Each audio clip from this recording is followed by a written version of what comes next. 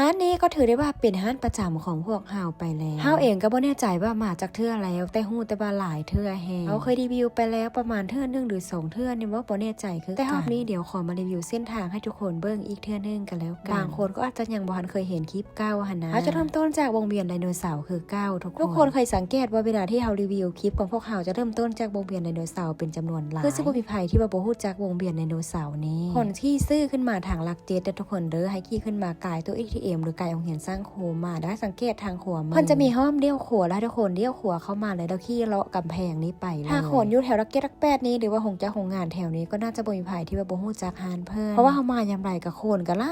ลายทุกคนน่าจะเป็นฮานในตำนานแน่เลยทั้งอาหารการกินเพิ่นก็แซ่บแน่เพราะว่าตามที่เฮาสังเกตต้องให้ตำนานสมัยก็ตามแต่ถ้าของกินบ่แซ่บก็คือสิบ่นานมาฮอดป่านนี้หั่นนะคลิปวิดีโอนี้เฮาก็สิถ่ายไปตั้งแต่วันเสาร์แล้วทุกคนหาก็ไม่มีเวลาตัดคลิปลงคลิปให้ทุกคนมาฮอดมีทุกอย่างก็สิเปลี่ยนไปแล้วก็สะอาดสะอ้างกว้างขวางขึ้นแน่เพราะเพิ่นเอาผ้าที่เพิ่นบางฮานเพิ่นเอาไว้ตอนนั้นทุกคนตอนนั้นจะมีขี้พุ่นแล้วเพิ่นจะปิดบังเอาไว้เลยจะบ่เห็นจ้าแต่เฮามารอบนี้เพิ่นก็เอาผ้าบางฮานเพิ่นออกแล้วก็รู้สึกว่าสะอาดสะอ้างกว้างขวางเฮาก็เลยมาลงคลิปให้ FC เบิ่งอีกเทื่อนึงซะรอบนี้นั่งท่าประมาณ10นาทีนี่แหละอาหารการกินเพิ่นก็มาแล้วลูกค้าเพิ่นหลายอยู่ทุกคนแต่อาหารการกินเพิ่นก็ได้ไวร้านเขาจะขายเป็นพวกเผอพวกข้าวเปียกแล้วก็อาหารตำส่งตำสร้างน้ำมีครบเกือบทุกอย่างเลยร้านนี้เขามาเอิ้นร้านข้าวเปียกกกขามถ้าเว้าถึงร้านข้าวเปียกโคกขามนะคือสิบ่มีไผที่ว่าบ่ฮู้จักถ้าอยู่แถวนี้ได้เผอร้านข้าวเปียกหรือร้านอาหารตำสร้างร้านนี้ก็ถือว่าแซ่บในอีกร้านนึงนะทุกคนสำหรับพวกเฮานี่แซ่บบ่แซ่บบ่ฮู้แต่ฮู้แต่ว่าเฮามารู้อาหารนี้เฮาละมักน้ำตกเพิ่นทุกคนแบบฟีลแบบคือคล้ายๆคืออยู่ไทยเลยนะเพิ่นจะใส่เป็นพวกสะใบนางให้พร้อมด้วยซีนเพิ่นก็ลวกมากำลังดีเลยไผที่เคยมากินมาซิมหรือเป็นลูกค้าประจำเพิ่นแน่ทุกคนคอมเมนต์บอกกัน